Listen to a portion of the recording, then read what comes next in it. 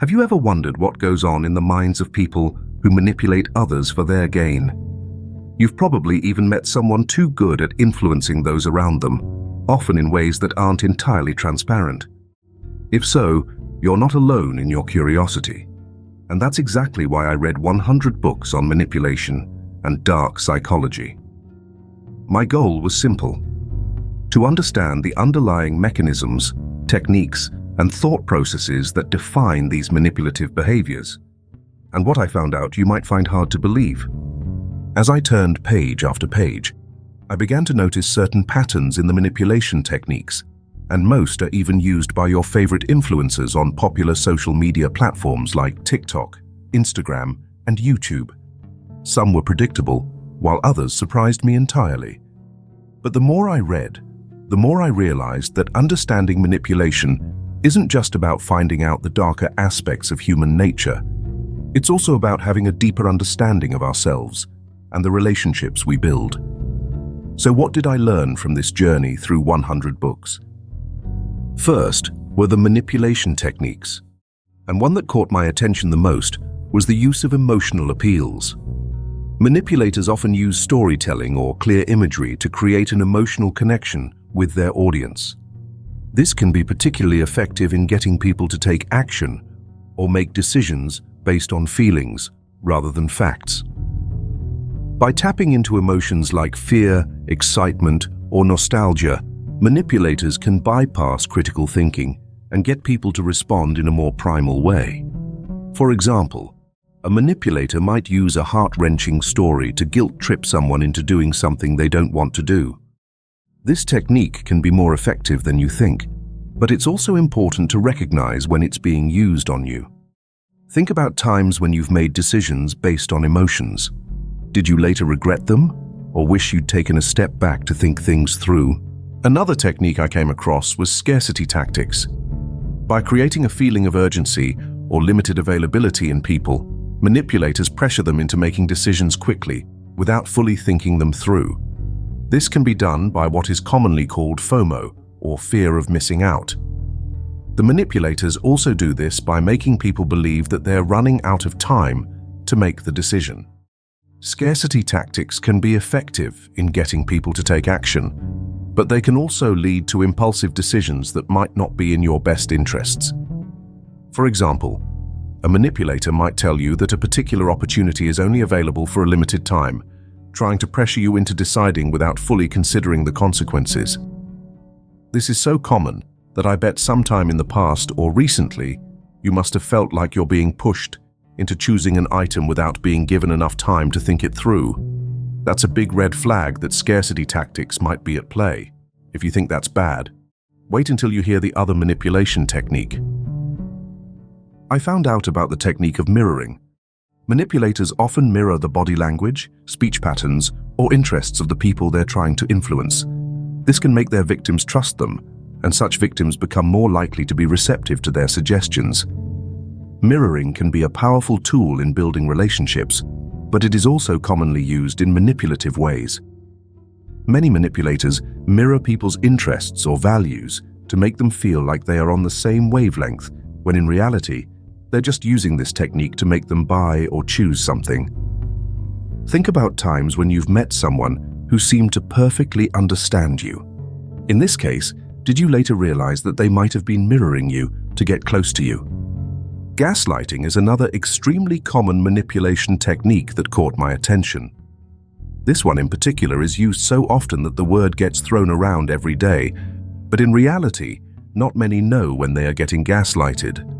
The technique simply involves manipulating someone into doubting their perceptions, memories, or sanity. It's a sinister tactic that can be used to control or dominate others. One of the worst things about it is that it is very damaging, as it can make the victim question their reality and lose confidence in their judgment. It's common for a manipulator to deny previous agreements or conversations, or tell you that you're imagining things, to make you doubt your perceptions and question your sanity or memory. Now, here's where things get even more interesting. You see, many of these techniques rely on exploiting psychological vulnerabilities. This might involve using persuasion, coercion, or even emotional blackmail. For instance, a manipulator might use guilt tripping to control someone's behavior, making them feel responsible for the manipulator's emotions or well-being. Remember the times you felt guilty or responsible for someone else's emotions? Yeah, you were being manipulated. These manipulators know what dark psychology is, and they use the knowledge to their advantage. To easily spot when someone is using a manipulation technique on you and know the best and most appropriate responses for them, you too need to understand dark psychology. For starters, dark psychology refers to the study of the human mind and behavior when it comes to manipulation, coercion, and exploitation. It's a field that explores the darker aspects of human nature and how people use various tactics to influence others for their gain. One of the most interesting things about dark psychology is how it reveals how people can be manipulated. Dark psychology also explores the concept of persuasion. Persuasion is a psychological tool that can be used for good or ill. Manipulators often use persuasion tactics like repetition, scarcity, and social proof to influence others. For example, a manipulator might repeat a message over and over again to make it more believable, or create the belief of scarcity to make something seem more valuable. That's not all. Another interesting aspect of dark psychology is the study of emotional manipulation. Emotional manipulation involves using emotions like fear, anger, or sadness to control or influence others. As I mentioned earlier in the video, manipulators might use emotional manipulation to make someone feel anxious, guilty, or responsible for the manipulator's emotions. This works because manipulators know people often act on their emotions rather than logic. Dark psychology also looks at the role of narcissism and psychopathy in manipulation. Narcissists and psychopaths use manipulation tactics to get what they want from others and can be incredibly charming and charismatic. However, beneath their charming exterior, they often have a lack of empathy and a willingness to exploit others for their gain. Now, here's where things take an even darker turn. One of the most disturbing aspects of dark psychology is the way manipulators can use trauma to control others. Trauma bonding is a phenomenon where a manipulator creates shared trauma or shared experience with their victim to make them feel loyal. Manipulators use this because they know most people stay in a relationship or situation if they feel they owe loyalty or obligation. Then there's the fact that manipulators use tactics like mirroring and love bombing to gain the trust of their victims. Mirroring involves mimicking the body language, speech patterns, or interests of the victim to form a relationship and build trust. Love bombing, on the other hand, involves showering the victim with a lot of attention and affection, more than what's considered normal, to make them feel dependent or obligated to do so. As if that's not enough, manipulators also understand the concept of covert manipulation in dark psychology. This form of manipulation is using subtle, indirect tactics to influence others, rather than overt or direct coercion or force. This is used on people whom the manipulator has noticed are often unaware of the manipulation tactics being used on them.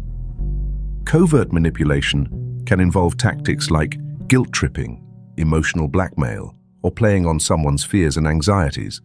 Of all the manipulators that get away with their manipulation techniques and tactics, social media creators are definitely at the top. Why? Because they know how and when to use each manipulation technique in something called a social media strategy. How this plays out is very simple. Imagine you're scrolling through your social media feed and you come across a post that catches your eye. Like they always do, it's got a catchy headline, a compelling image, and a message that resonates with you. You might think to yourself, "Wow, this is interesting," or "I had no idea I needed this." But have you ever stopped to think about how that post was created, or what kind of strategy went into crafting it? One way social media strategists craft such content to manipulate people is through emotional manipulation. By creating content that elicits strong emotions like fear, anger, or excitement, they can capture people's attention and influence their actions. A social media post might use sensational language or provocative imagery to get people riled up about a particular issue. Think of those videos that start with sentences like, "I can't believe this brand sent me this," or "What I ordered isn't what I got," or even, "You won't believe what this celebrity just did." This always works in getting people to engage with the content, but it can also be used to manipulate people's opinions and actions. When you see these posts, they make you feel angry or shocked, and then suddenly you feel compelled to share them with your friends or family. That reaction is not a coincidence. It's a carefully crafted manipulation strategy designed to get that specific reaction out of you. Another manipulation tactic used in social media strategies is social proof. By showcasing social proof like likes, comments, and shares, strategists can create the illusion of popularity and influence people's perceptions. For example, a social media post might highlight the number of people who have liked or shared a particular piece of content, making it seem more credible or popular than it actually is. Sure, this can be a way to build credibility and influence people's opinions, but it is also used to manipulate people into thinking something is more popular or widely accepted than it really is. Think about, when you're considering buying a product online, don't you often look at the reviews and ratings to see what other people think? That's social proof in action, and it's a tactic that social media strategists use all the time. There's more. Storytelling is also a major component of social media strategies. These creators craft compelling narratives that resonate with their audience, but they are actually strategists who have just built a connection with you to influence your thoughts and behaviors. For instance, a social media post might share a personal experience you relate to, or highlight a customer's success story you would also like to experience. However, the bad news is that these stories are oftentimes fabricated or exaggerated to manipulate people's emotions and opinions. This works because many creators know people like to feel connected to the brand or organization behind it by directly relating to the mission behind the brand getting creation. Social media strategists also often use psychological triggers to influence people's behavior.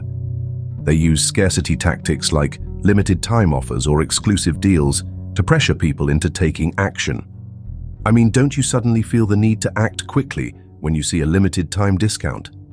Social media strategists also use social media influencers to promote products or services, leveraging the influencer's credibility and trust with their audience to build more credibility and drive sales. The use of cognitive biases is another important aspect of social media strategies. By understanding how people think and make decisions, strategists can craft content and messaging that takes advantage of these biases. They might use anchoring tactics like highlighting a higher original price to make a discount seem more appealing. They might also use confirmation bias by presenting information that confirms people's existing opinions or biases, rather than challenging them. I bet that at least while you're shopping online, you often look for discounts or promotions. That's because our brains are wired to respond to perceived value, and social media strategists use that to their advantage. It's more than that. Social media strategists also use mirroring and rapport-building tactics to build a connection with their audience. By creating content that mirrors the interests, values, and personality of their audience, they can build trust and credibility with their audience. A social media post might use language or imagery that resonates with a particular group or demographic, making them more likely to engage with the content. Social media strategies often involve using data and analytics to understand people's behavior and preferences. By tracking people's online activities and analyzing their data, strategists can create targeted content that resonates with their audience and shows up on their algorithm. This can be a great way to build a connection with people and influence their thoughts and behaviors, but it also raises important questions about privacy and data protection. This is why you always wonder why you often see ads that seem tailored to your interests when you're browsing online. The algorithm is also responsible for creating dependency on social media content.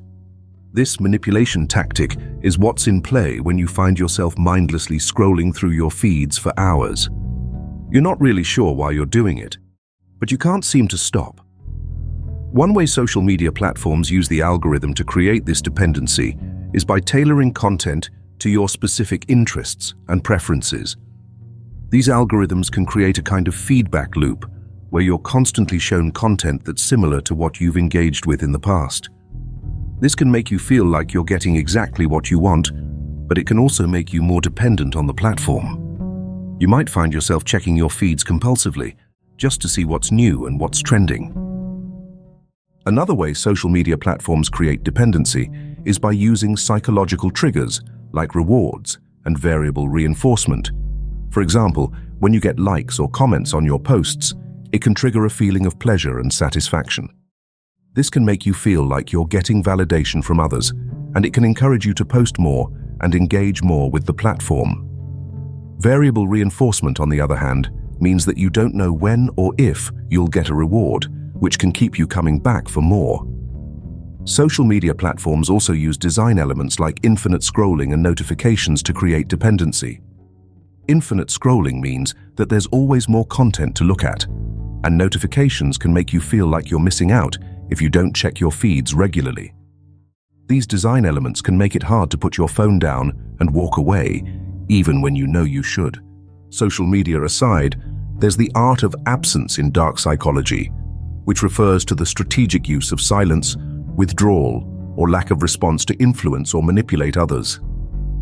This tactic can create uncertainty, anxiety, or even obsession in the other person, making them more susceptible to influence or control.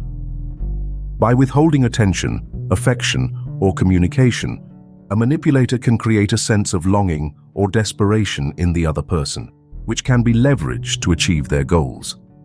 The art of absence can be used in relationships, sales, or even psychological manipulation. It's a subtle but powerful tool that can be used to gain an advantage over others. Effective communication is also twisted in dark psychology by using tactics like emotional manipulation, gaslighting, or mirroring to influence or control others. This can include using persuasive language, tone, and body language to easily form a relationship with the other person.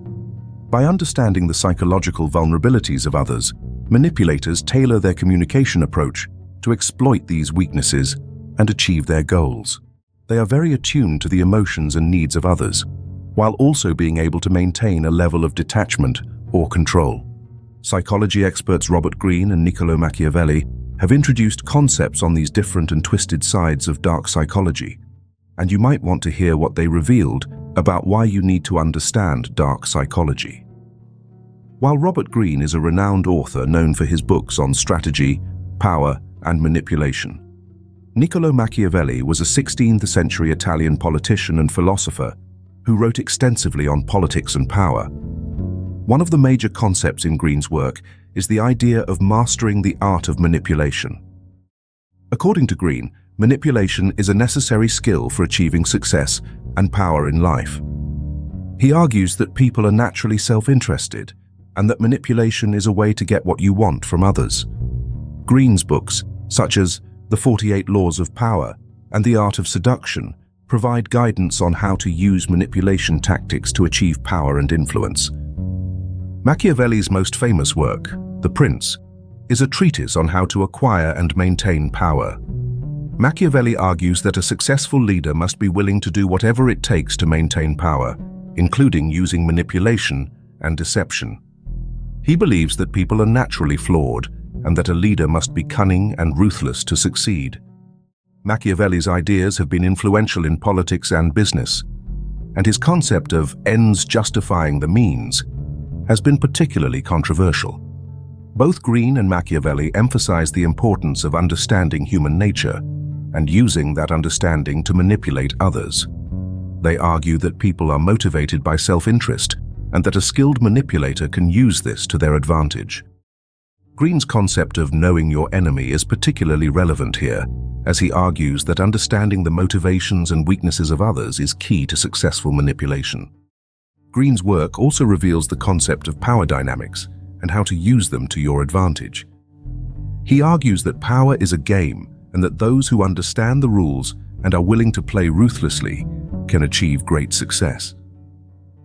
Machiavelli similarly emphasizes the importance of understanding power dynamics and using them to maintain power. One particularly interesting aspect of Greene's work is his concept of the perfect courtier. According to him, the perfect courtier is someone who can overcome how complicated power dynamics and manipulating others are to achieve their goals. This involves being able to read people, understand their motivations, and use that understanding to influence them.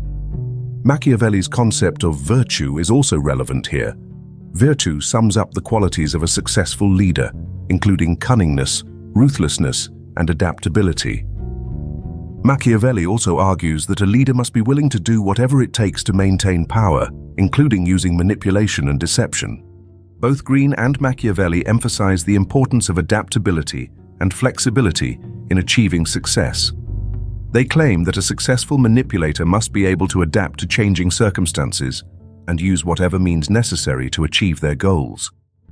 This might involve using the different tactics or strategies I've revealed to you, depending on the situation, or being willing to pivot when circumstances change. Green's work also explores the concept of the laws of power, which are timeless principles that govern the acquisition and maintenance of power. These laws include things like never outshine the master and enter action with boldness. According to Green, understanding and applying these laws is key to achieving success and power.